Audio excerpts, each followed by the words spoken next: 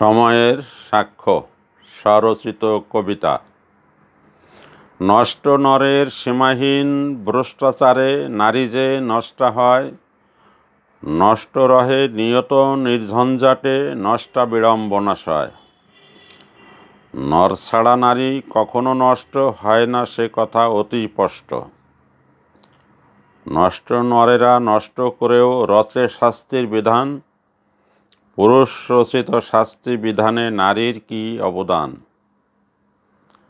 যে দোষ হয় দুইজনে মিলে, সে দোষ শুধু নারীকে দিলে। ন্যায্যতার অভাব হলে বিচার হয় তামাশা, তামাশার বিচারের ফল বাড়ায় দুঃখ হতাশা।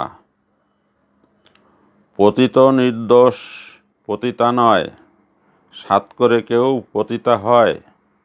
নর নারী কেউ কারো নয় গো প্রতিপক্ষ, মানলে শান্তি জগৎ জুড়ে সময় দেয় সাক্ষ্য। সময় যখন সাক্ষী হয়ে আসে, সত্য তখন গর্বের হাসি হাসে।